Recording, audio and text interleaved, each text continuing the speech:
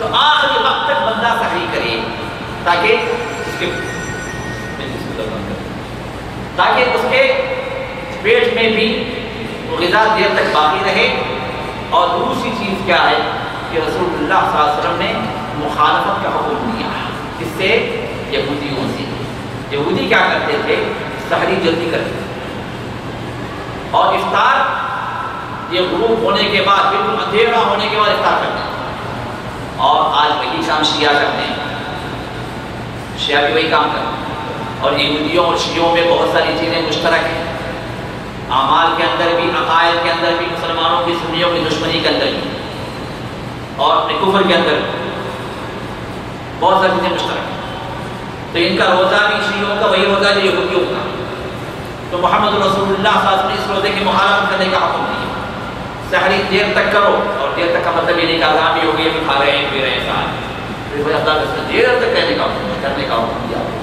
ابھی تو اذان، ہاں ابھی تو اذان اس کا روزہ گیا.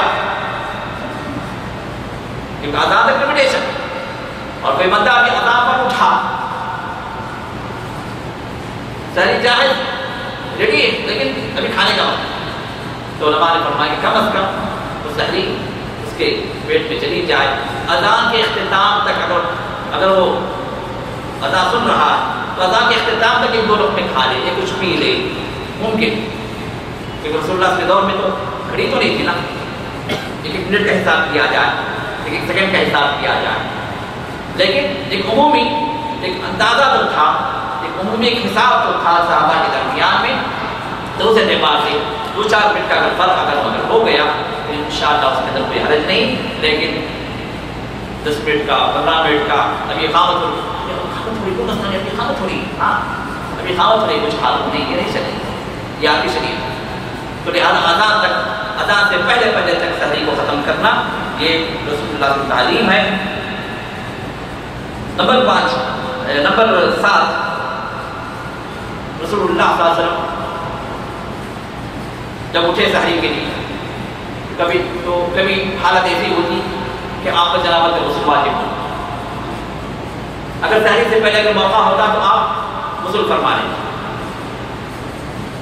اور کبھی ایسا ہوتا کہ سحری کا وقت ختم ہو رہا تو آپ پہلے سحری کر لیتے، اذان ہوگی تو اذان کے بعد آپ غسل فرما لیں، پھر اس کے بعد نماز کے لیے آپ. تو فجر کی اذان کے بعد جنابت کا غسل کیا جا سکتا ہے اور سحری جنابت کی حالت میں سحری کی جا سکتی ہے. بعض لوگ اتنے اپنے آپ کو تقدس کی حالت میں لے کر چلے جاتے ہیں، کہتے ہیں کہ سحری بھی بغیر غسل کے نہیں کی جا سکتی. سحری کے لیے غسل ضروری ہے یا وضو کر کے سحری کرتے ہیں. یہ اپنے طور پر تشدد ہے. شریعت کی اجازت ہے کہ رسول اللہ صلی اللہ علیہ وسلم نے جنابت کی حالت میں آپ نے سحری کی اور فجر کی اذان کے بعد آپ نے غسل کیا. خاص طور پر جو عیال والے ہیں جو اپنی فیملیز کے ساتھ ہیں ان کے لیے یہ مسئلہ کافی اہم ہے. تو سحری لیکن یہ بات ہے کہ وقت کے اندر اور کوشش کی جائے کہ جماعت کے ساتھ نماز ادا ہو جائے. نہیں تو کم از کم نماز قضا نہ ہو. شروع سے پہلے سن رائز سے پہلے آپ غسل بھی کر لیں، نماز بھی ادا کریں، ورنہ پھر آپ کی نماز قضا ہوگی اور نماز کے قضا ہونے کے بعد پھر آپ کا روزہ شروع ہوگا جو در حقیقت اللہ تعالیٰ کی نافرمانی نماز کو ضائع کرنے والا مسئلہ. نمبر 8 اب روزے کی حالت میں بندہ کیا کرے؟ رسول اللہ صلی اللہ علیہ وسلم کیا کرتے ہیں؟ آپ سے کیا چیزیں ثابت ہیں؟ نمبر 1 روزے کی حالت میں رسول اللہ صلی اللہ علیہ وسلم لغو باتوں سے، بیکار کی باتوں سے، فحش باتوں سے، گالی گلوچ سے اور جھگڑوں سے آپ منع کرتے ہیں. بلکہ کوئی آدمی جھگڑ رہا آگے خواہ لڑائی کرتا آپ گالی دے رہا غصہ آ رہا آپ ہی جواب دے رہا. ماں کی گالی دے تو آپ بہن، خالہ پھوپھی چاچی سب کی ملا کے غصہ آتا ہے. خاص طور روزے کی حالت میں روزہ کا خراب ہو، شیطان لگا ہوا. اب ایسی صورت میں آپ کیا کریں؟ اللہ نے ارشاد فرمایا فَلْيَقُلْ إِنِّي صَائِمٌ تو کہے کہ میں روزے دار ہوں. کیا ترتیب پڑھو؟ نہیں. اس سے کہو کہ تو گالی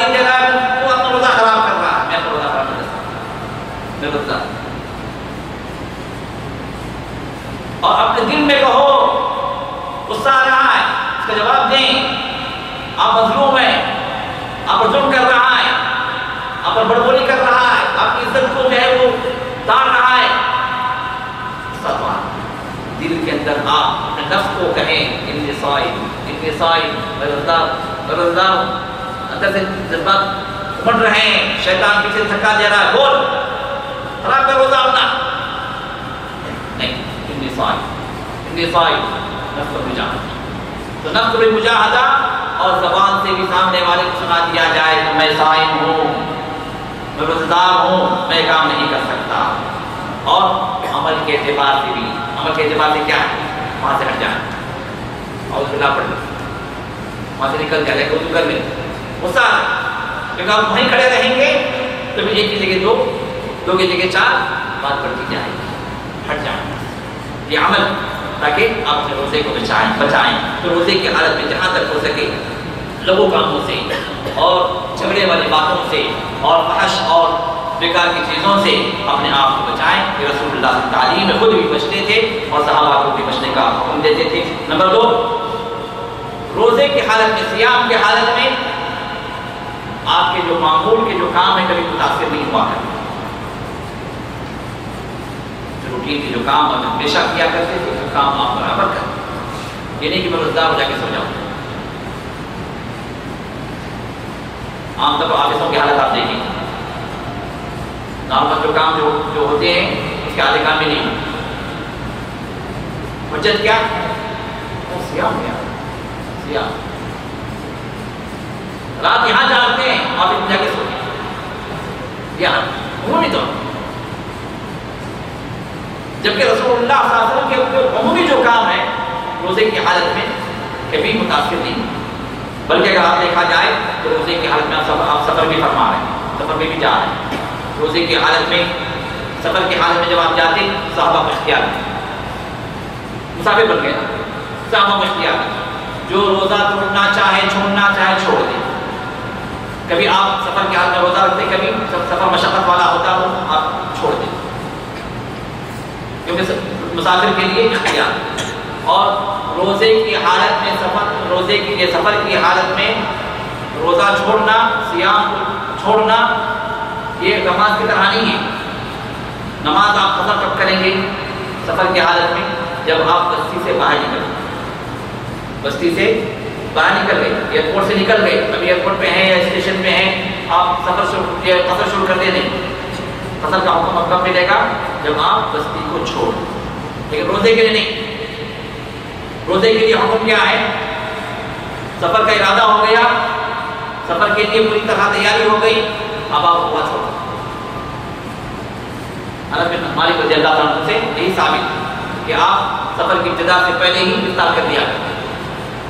جب پوچھا کہ ابھی جو ہے آپ سفر شروع نہیں کیا، افطار کر رہے ہیں، کہا کہ نہ سننا، ہم نے فرمایا کہ سنت رسول اللہ صلی اللہ علیہ وسلم ایسے ہی عمل ہے۔ اور روزے کی حالت میں نمبر 3 آپ جہاد بھی فرماتے، جہاد کا سفر بھی، اور جہاد کیا ہے؟ سب سے زیادہ مشقت والا کام، سب سے زیادہ مشقت والا کام، جس میں سفر بھی ہوتا ہے اور دشمن سے جنگ بھی لڑتا ہے، قتال بھی ہوتا ہے، اور ایسی حالت میں بھی رسول اللہ صلی اللہ علیہ وسلم کبھی کبھار آپ روزہ بھی رکھتے اور کبھی کبھار چھوڑنے کا حکم بھی دیتے، اور اکثر اوقات میں جب مشقت زیادہ ہوتی تو رسول اللہ صلی اللہ علیہ وسلم روزے کو چھوڑنے کا حکم دیتے، کیونکہ قتال دشمن سے اور اس کے لیے طاقت چاہیے، تو ایسی صورت میں رسول اللہ صلی اللہ علیہ وسلم روزہ چھوڑنے کا حکم دیتے، خاص طور پر جب دشمن قریب ہو جائے یا دشمن سے جنگ شروع ہونے کا امکان ہو جائے تو آپ روزے کو چھوڑنے کا حکم دیتے۔ غزوہ بدر میں، غزوہ فتح مکہ، یہ دونوں رمضان میں ہوئی، غزوہ بدر 17 رمضان اور فتح مکہ 20 رمضان، تو سفر جو ہوا روزے کی حالت رمضان میں ہوا، اور اسی طرح مکے کا جو سفر ہوا یہ بھی رمضان میں ہوا، تو ایسی صورت میں رسول اللہ صلی اللہ علیہ وسلم نے صحابہ کو نے فرمایا کہ کل تم جو روزہ، کل تم دشمن سے لڑنے والے کو، تو لہٰذا روزے کو چھوڑ دو۔ نمبر 4 روزے کی حالت میں، صیام کی حالت میں رسول اللہ صلی اللہ علیہ وسلم طاعات کی کثرت، اللہ تعالیٰ کی عبادتوں کی کثرت اور اللہ کی نافرمانیوں سے اپنے آپ کو بچانے کا حکم دیتے اور فرماتے الصوم جنہ، صوم یہ حدیث میں نے شروع میں پڑھی، الصوم جنہ، روزہ ڈھال شیلڈ ہے. کیسے شیلڈ؟ شیلڈ کا مطلب معلوم، جو ڈھال جو بیریئر ایک سولجر استعمال کرتا ہے جنگ میں، اس کے لیے دشمن کے بعد اپنے آپ کو بچانے سے. اب یہ شیلڈ اللہ کے اس نے فرمایا کہ روزہ، دشمن کا وار سامنے سے، کس کا؟ شیطان کا، یا شیطان نما انسانوں کا. شیطان دو ہیں، ایک جنات کے ہمیں نظر نہیں آتے ہیں جو ہمارے ساتھ لگے ہوئے، اور ایک انسان نما شیاطین ہیں جو ہمارے ساتھ، جو ہمیں اللہ کی نافرمانی کو اٹھاتے ہیں، جو ہمارے ساتھ جھگڑتے ہیں یا گالی دیتے ہیں یا ظلم کرتے ہیں. لیکن شیطان کا کوئی عمل جو ہے وہ اپنے ساتھ رکھے ہوئے ہیں، یہ شیطان کے انسان نما شیاطین جو آپ کو اللہ کی نافرمانی طرف لے آتے ہیں. اب ان کے شر سے اپنے آپ کو بچانے کے لیے یہ روزہ ڈھال جو اللہ کی نافرمانی طرف لے کر جائیں. اب ایک روزہ ڈھال کیسے؟ کوئی بھی نافرمانی کام آپ کے سامنے آئے، گناہ کا کام سامنے آئے، یہ روزہ ڈھال اپنے آپ کو بچائیں. اب جو انسان اس روزے کو اللہ کی نافرمانی سے اپنے آپ کو ڈھال کے طور پر اختیار کرتا ہے، اس روزے کو ڈھال بنا لیتا ہے، اللہ تعالیٰ اس روزے کو جہنم میں ڈھال بنا لیتا ہے. انشاءاللہ جہنم میں نہیں جانا. یہ روزہ اس کے لیے ڈھال بن گئی. دنیا میں اس نے ڈھال بنایا اللہ کی نافرمانی سے، اللہ نے اس کو ڈھال بنا دیا جہنم میں جانے سے. تو دنیا میں بھی ڈھال ہے، آخرت میں بھی یہ ڈھال ہے. تو رسول اللہ نے ارشاد فرمایا من لم يدع قول الزور والعمل به فليس لله حاجة في ان يدع طعامه وشرابه.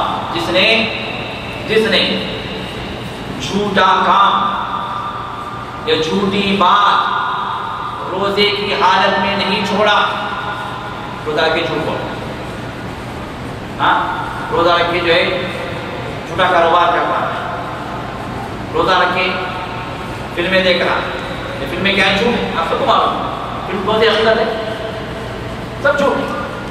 وقت ضائع کر رہے ہیں آپ کے پیچھے، چاہے وہ اچھی فلم ہے، بڑی اچھی فلم ہے یار، ہاں ذرا بیٹا آپ بھی دیکھو.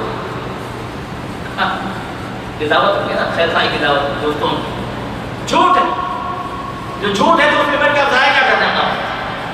چاہے وہ اچھی اور کوئی فلم اچھی نہیں ہے، سب جھوٹ ہے. دنیا جھوٹ. والعمل بھی، جھوٹا عمل نہ چھوڑے، جھوٹ میں اپنا وقت ضائع نہ کرے. اب ایسا آدمی جو روزہ بھی رکھے اور جھوٹ کو نہ چھوڑے، جھوٹے عمل کو نہ چھوڑے، جھوٹے کام کو نہ چھوڑے، جھوٹی بات کو نہ چھوڑے، اللہ کے ارشاد فرماتے ہیں پھر اللہ کو بھی اس کے بھوکے اور پیاسے رہنے کی کوئی ضرورت نہیں. اللہ نہیں چاہتے کہ بندہ بھوکا رہے، پیاسا رہے. آپ کی بھوک کو دیکھ کر، آپ کو پیاس کو دیکھ کر اللہ خوش ہو رہے ہیں. دیکھو دیکھو کیسے تڑپا رہا ہوں، دیکھو کہ اللہ کا نعمت ہو رہا ہے کہ ہمارا بھوکا رہنا، پیاسا رہنا، ہمارا تڑپنا، ہمارا پیاس سے جو ملانا، یہ کہ اللہ تعالیٰ پسند ہے؟ نہیں. اللہ تعالیٰ کیا چاہتے ہیں؟ اس روزے سے اللہ چاہتے ہیں کہ تم تقوی والے بنو، اللہ سے ڈرنے والے بنو. یہ تقوی تمہارے دل کے اندر روزے کی حالت میں آتا ہے، اس وجہ سے تم اپنے آپ کو کھانے سے پینے سے روکے ہوئے ہو. کوئی دیکھنے والا نہیں ہے، کوئی پوچھنے والا نہیں ہے. اپنے آفس میں آپ اکیلے ہیں، کمرہ بند ہے، گھر میں اکیلے ہیں، کمرہ بند ہے، کھا سکتے ہیں، پی سکتے ہیں، لیکن دل و دماغ کے بعد کہ اللہ ہم نے دیکھا نہیں کھاتے، نہیں پیتے. چھوٹا بچہ بھی نہیں کھاتا. کیوں؟ یہ تقوی کا یہ تصور ہمارے دل و دماغ میں اسی کی حالت بدل کے ختم ہوتا ہے. اللہ یہ چاہتے ہیں کہ یہ تصور دنیا کے دوسرے کاموں میں بھی، ہمارے دوسری حالتوں میں بھی، ہمارے زندگی کے دوسرے ایام میں بھی یہی تصور غالب ہو جائے ہماری زندگی کا. یہی تقوی یہ اللہ چاہتے ہیں. ہماری بھوک پیاس اللہ مقبول نہیں. تو اسی وجہ سے روزے کی حالت میں انسان اگر اللہ کی نافرمانی نہیں چھوڑتا ہے تو اللہ تعالیٰ اس کے اس بھوکے رہنے اور پیاسے رہنے کو اللہ کی کوئی ضرورت نہیں، اللہ سے پسند نہیں کرتی. نمبر 5، ممکن حد تک اپنا وقت قرآن کے ساتھ رسول اللہ صلی اللہ علیہ وسلم کا تعلق قرآن سے بہت ہی زیادہ گہرا ہے. دن و رات آپ قرآن کی تلاوت کیا کرتے تھے، اللہ کے ذکر میں مشغول ہوا کرتے تھے. اور آپ فرماتے خیرکم من تعلم القرآن وعلمہ، تم میں کا سب سے بہتر انسان وہ ہے جو قرآن کو سیکھے اور قرآن کو سکھائے.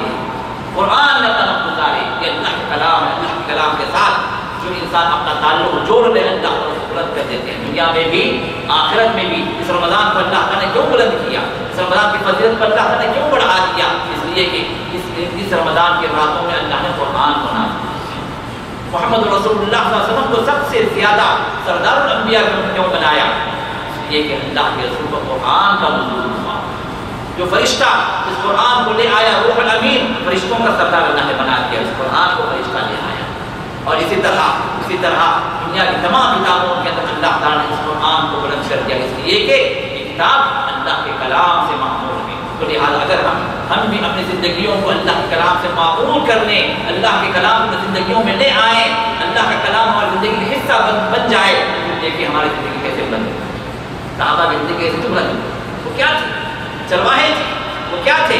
جن کو تہذیب سے کوئی آشنائی نہیں تھی۔ وہ کیا تھے؟ جو دنیا کے تمدن سے جو بیگانے تھے۔ وہ کیا تھے؟ دنیا جانتی نہیں تھی کہ یہ بھی قوم ہے، ان کو بدو مواد قوم سمجھا جاتا تھا، لیکن اللہ تعالیٰ نے اس قرآن کی برکت سے کیسے بڑھایا کہ 22 اور 25 سال کے اس عرصے میں دنیا کے بڑے حصے کو غالب آ گئے اور دنیا کے حکمران اس قرآن میں۔ اور آج یہ قرآن ہمارے درمیان میں موجود ہے میرے دوستو، اور اس قرآن کے ہماری زندگی سے تعلق نہ ہونے کی وجہ سے اللہ تعالیٰ نے ہمارے پاس سب کچھ ہونے کے باوجود بھی اللہ نے ہماری کوئی ویلیو نہیں رکھی۔ اور مسلمانوں کے پاس کیا نہیں ہے؟ کیا مال نہیں ہے؟ حکومتیں نہیں ہیں؟ افراد نہیں ہیں؟ منرلز نہیں ہیں؟ کون سی چیزیں جو مسلمانوں کے پاس نہیں ہیں؟ سب چیزیں اللہ کا فضل ہی فضل۔ جو چیز نہیں ہے مسلمانوں کے پاس، ان کا روح، ان کا دبدبہ، ان کی عزت، ان کی آبرو محفوظ نہیں ہے، ان کے اموال محفوظ نہیں ہے، ان کے اموال ہیں ان کے پاس لیکن دوسرے فائدہ اٹھا۔ یہ کیوں؟ اس لیے کہ اگر یہ چیزیں ہیں تو ان چیزوں کو حفاظت کرنے والی، اللہ کی نعمتوں کو برقرار رکھنے والی، اللہ کی نعمتوں کو اور برسانے والی جو چیز ہے وہ اللہ کے کلام سے تعلق ہے۔ تو یہ آنے والا رمضان ہمارے دلوں کے اندر اس بات کا تجزیہ کر لیں کہ پچھلے رمضان سے مختلف ہوگا، کہ آنے والا رمضان ہمارا وہ ہوگا جو اللہ کے کلام سے زیادہ تعلق رکھنے والا ہمارا رمضان، جس میں ہم پڑھیں قرآن کو، تلاوت کریں، اس کو سمجھنے کی کوشش کریں اور اس کو تدبر کریں، غور و فکر کریں اور اس پر عمل کرنے کے لیے ہم آگے بڑھیں، اپنے بچوں کو آگے بڑھائیں اور ان کو اس قرآن کی اہمیت بتلائیں، تعلیم دیں۔ اور رسول اللہ صلی اللہ علیہ وسلم کے دور میں صحابہ کے درمیان مجلسیں ہوا کرتی تھیں، مسجدوں کے اندر قرآن کی مجلسیں ہوتی تھیں، تعلیم کی مجلسیں، تدبر کی مجلسیں اور اس کے معانی کو بیان کرنے کی مجلسیں۔ رسول اللہ صلی اللہ علیہ وسلم مجلس میں شامل ہوا کرتے تھے اور ان کے ساتھ بیٹھا کرتے تھے اور ان کو تعلیم دیا کرتے تھے۔ اور آج بھی میرے دوستوں بڑا آسان ہے رمضان کے اندر کم از کم یہ قرآن ختم کرنے کا تہیا، کم از کم یہ قرآن کیسے ختم کریں گے؟ آپ کریں میرے پاس اتنا وقت نہیں، ایک پارا پڑھوں میں، بڑا آسان۔ 5 وقت کی نماز تو آپ پابندی کریں تو انشاءاللہ 5 وقت کی نماز پڑھیں، 5 منٹ پہلے آ جائیں، 5 منٹ بعد میں جائیں، 2 صفحے فرض سے پہلے پڑھ لیں، 2 صفحے فرض کے بعد پڑھ لیں، ایک نماز کے 4 صفحے روٹین بنا، کوئی آپ کو ایکسٹرا وقت دینے کی ضرورت نہیں، بڑی آسانی سے اپنا ختم ہو جائے گا انشاءاللہ۔ تلاوت 2 صفحے آگے 2 صفحے بعد، یا نماز سے پہلے زیادہ وقت میں اگر آگے 10 منٹ پہلے آ گئے 4 صفحے پڑھ، ایک نماز میں 4 صفحوں کا اہتمام کریں۔ 5 نمازوں میں کتنے صفحے ہو گئے؟ 20 صفحے، 20 صفحے کا ایک پارہ، 20 صفحے کا ایک پارہ، ایک دن میں بڑی آسانی کے ساتھ ایک تو ختم، 30 دن آپ روٹین بنا لیجیے، ایک رمضان میں یہ قرآن بغیر آپ کو ایکسٹرا ٹائم دیے ہوئے ختم۔ اللہ قبول کرے، تہیہ کریں، نیت ضروری، اور نیت سے نیت کر کے بیٹھ جائیں، نیت کے ساتھ محنت دیں۔ لہٰذا ان 2 چیزوں کو بھی سامنے رکھ آگے چلیں، رمضان کے طرف تعلق کو قرآن سے زیادہ جوڑیں کیونکہ یہ ماہ قرآن ہے۔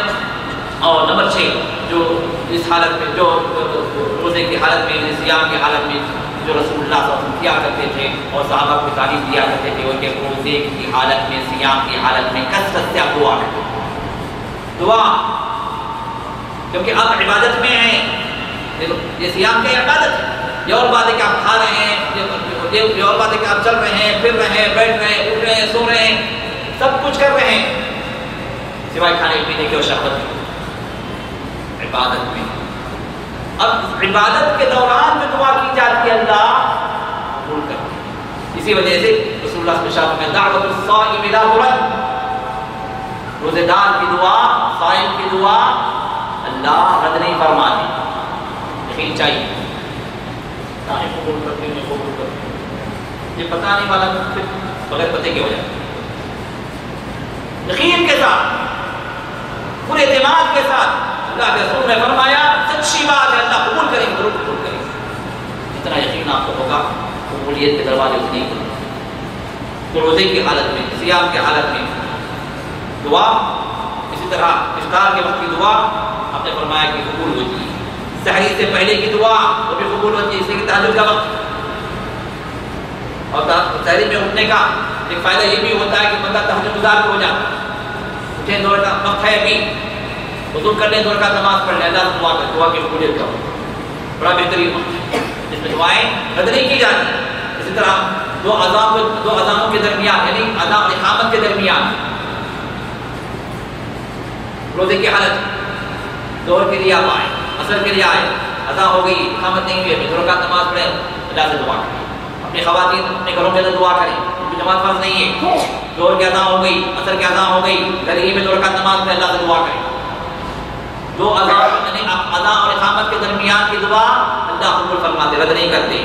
اسی طرح نماز کے اختتام میں، فرض نمازوں کے اختتام میں سلام پھیرنے سے پہلے دعا کی قبولیت کا وقت ہے، دعا کریں۔ اسی طرح سجدے میں، نماز کی حالت میں، سجدے میں روزہ دار بھی ہیں، نماز بھی پڑھ رہے ہیں، سجدے میں بھی ہیں، اللہ سے قریب ترین حالت ہے، دعا کریں، اپنی زبان میں دعا کریں، کوئی حالت نہیں اس لیے کہ آپ اللہ سے دعا کر رہے ہیں، آپ کا تعلق اللہ سے، کسی اور سے نہیں۔ عربی شبد نہیں ہے، اسلام سب کے لیے، اسلام بنگالی کے لیے بھی ہے، ہندی کے لیے بھی ہے، عربی کے لیے بھی ہے، سعودی کے لیے بھی، سب کے لیے۔ اب عربی کو عربی آتی ہے، وہ اپنی عربی میں کر لے رہا، اور آپ بیچارے ہندی ہیں، آپ کو جو ہے ہندی زبان آتی ہے، ڈمی زبان آتی ہے، بنگالی زبان آتی ہے، مجھے عربی نہیں آتی، اس لیے میں نہیں کرتا، تو اللہ اس کی دعا قبول کر لیا، آپ کی چھوڑ دی۔ اسلام سب کے لیے، اللہ کے رسول کی تعلیم سب کے لیے۔ عربی ہی میں دعا کرنا شرط نہیں ہے، افضل ہے، صحیح بات افضل ہے، لیکن شرط نہیں ہے۔ آپ اپنی دعا اللہ سے کر رہے ہیں، کیجیے، اور یہی وجہ ہے کہ ہم اپنی دعائیں جہاں مانگنا ہے وہاں نہیں مانگتے، اور جہاں مانگنے کی فضیلت نہیں وہاں بیٹھ کے مانگتے۔ مثال کے طور پر نماز کے اندر مانگنا فضیلت، دعا کی قبولیت کا وقت، اللہ کے رسول نے حکم دیا مانگو، اس لیے کہ ابھی نماز ختم ہو رہی ہے، عبادت سے تم باہر ہو رہے، مانگ لو۔ یہ ہارڈ لائن چل رہی ہے اللہ کے ساتھ، کسی اور کے ساتھ کوئی لائن نہیں ہے، اتنی لائنیں سب کٹ گئی نماز کی حالت میں، اللہ اکبر کے ساتھ پوری لائنیں کٹ گئی، ایک لائن جاری ہو، اب یہ لائن کٹ رہی ہے، السلام علیکم السلام علیکم، یہ کٹ ہونے سے پہلے مان لو۔ اب ہم یہاں نہیں مانگتے، اب یہاں وہی روٹین والی جو اذکار ہے، وہی درود ابراہیم ہے، وہی دعائیں معصورے پڑھ لیے، ختم ہو گئے، السلام علیکم السلام علیکم۔ اس کے بعد دونوں ہاتھ اٹھا کے، ہاں ایک مل کے ڈل کے مانگ رہے، ہارٹ دل ختم ہو گئی وہاں، ابھی کیا مانگ رہے؟ نماز کے بعد اس طرح مانگنا سنت نہیں، اللہ کے رسول نے اس طرح ہاتھ اٹھا کے نماز کے بعد مانگا، اس کی کوئی دلیل نہیں ہے۔ اب آپ دعا نہ مانگے اس طرح، باہر کی دعائیں نہیں مانگتے ہمارے ملک میں، الزام دعا کا کیا ہے، دعا نہیں مانگتے۔ اب پوری دعائیں ہماری جو ہوتی نمازوں کے بعد، ایک تو بدعت ہے، اور بدعتی کی دعا کو اللہ کہاں سے قبول کرے؟ بدعت جہاں ہوتی ہے پر اللہ کی حمد نہیں ہوتی، تو دعائیں کیسے قبول ہوں؟ تو اب جہاں دعائیں مانگنا ہے وہاں ہم چھوڑ دیتے ہیں میرے دوستو۔ اسی وجہ سے ہم کہتے ہیں کہ دعا نمازوں کے اندر آپ اپنی دعائیں مانگیں، سجدوں میں دعائیں مانگیں، کوئی بات نہیں، آپ اپنی دعا اپنی زبان میں مانگیں، کیونکہ آپ مانگ رہے ہیں اللہ سے۔ عربی شرط ہے، اگر آپ نماز کے حالت عربی کسی اور سے بول کے کھا لگے آپ کی، ہاں کوئی السلام علیکم، نماز کی حالت میں اگر عربی آپ اگر بولے آپ عربی میں تو نماز آپ کی باقی ہے، عربی تو بولے آپ۔ جب آپ نے دوسرے مخلوق سے اپنا رابطہ جوڑ لیا تو نماز آپ کی ختم ہو گئی۔ اس کے برخلاف نماز کی حالت میں چونکہ آپ کا رابطہ رب سے ہے، آپ اپنی زبان میں غیر عربی میں بھی اگر آپ اپنے رب سے بات کریں، اس سے التجا کریں، درخواست کریں، آپ کی نماز باقی ہے کیونکہ آپ کا تعلق رب سے ہے۔ اس بات کو سمجھیں اور اپنی دعاؤں کو اپنے نمازوں کے اندر اختیار کریں۔ تو اسی طرح مسافر کی دعا، صائم بھی ہے، مسافر بھی ہے، ڈبل ڈبل وہاں پر جو فضیلت آ گئی.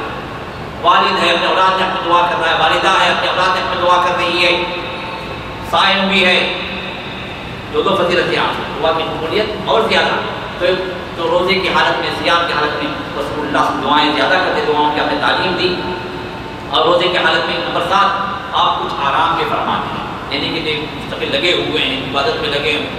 اپنے نفس کو بھی آپ نے فرمایا کہ ان لجسد کا علیہ کا حق کا، اپنے جسم کے لیے بھی تم پر حق ہے، اس کو آرام. تو رسول اللہ آرام بھی فرماتے. اور کبھی کبھار اپنے ازواج سے کے ساتھ بھی آپ آرام کر لیتے، لیٹ جاتے ساتھ میں ان کے، اور بسا اوقات ان کا آپ بوسہ بھی لے لیتے روزے کی حالت میں. میں عائشہ سے پوچھا رسول اللہ صلی اللہ علیہ وسلم کیا روزے کی حالت میں اپنی بیوی کا بوسہ لیتے؟ آپ نے فرمایا کہ ہاں لیتے، لیکن آپ نے فرمایا ایکم املککم بعربہ. رسول اللہ صلی اللہ علیہ وسلم جس طرح اپنے نفس پر کنٹرول آپ کر رکھے تھے، اس طرح تم میں سے کون ہے جو اپنے نفس پر کنٹرول کرے؟ ایک اور روایت میں بات آتی ہے کہ رسول اللہ صلی اللہ علیہ وسلم ایک صحابی آئے اور پوچھا کہ یا رسول اللہ صلی اللہ علیہ وسلم میں نے جو ہے روزے کی حالت میں اپنی بیوی کا میں نے بوسہ لے لیا. کہا کہ کوئی مسئلہ نہیں، جاؤ.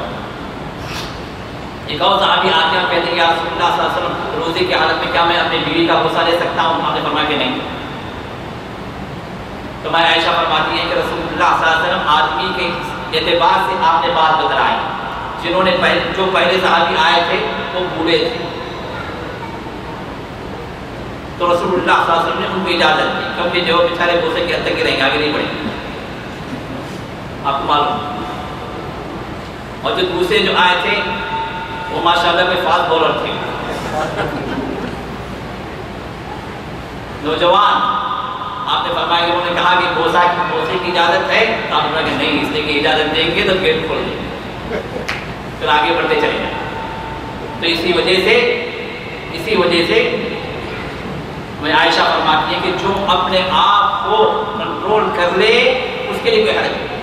لیکن جو یہ سمجھے جیسے نئے شادی شدہ جوڑے ہیں، اور بعض ماشاءاللہ وہ ہیں جو شادی ہو کے جو ہے کئی سال ہو گئے، 15 سال ہو گئے، 20 سال کے، پھر بھی نہیں، مطلب آپس میں ماشاءاللہ اپنی محبت ہے، اتنی جو ہے پیار والی زندگی ہے. اب ایسے لوگ بھی احتیاط کریں، اس لیے کہ ممکن ہے شیطان اور کہیں آگے بڑھا ہے.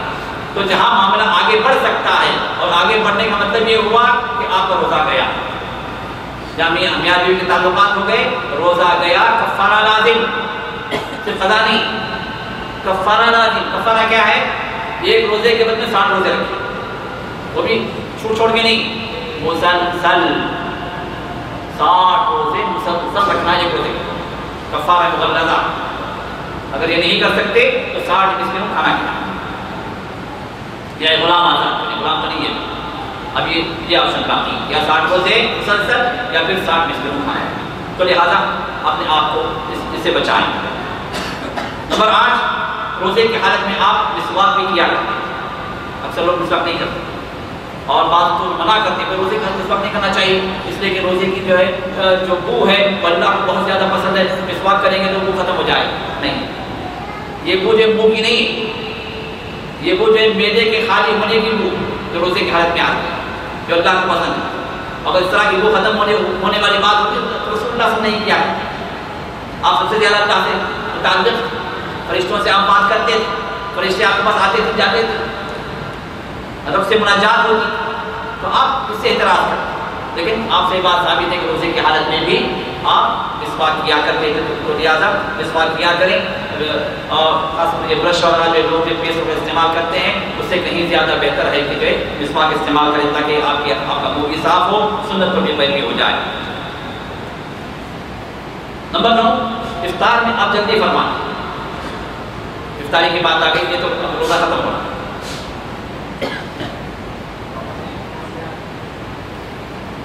افطاری، اب افطار کا مسئلہ جب روزے کا اختتام والی بات ہے تو اب افطار کے لیے آپ جب بیٹھیں تو کھجور میں 2 کھجور ہیں، ایک رطب مطلب جو تازہ کھجور ہے، اگر وہ مل جائے تو آپ اس سے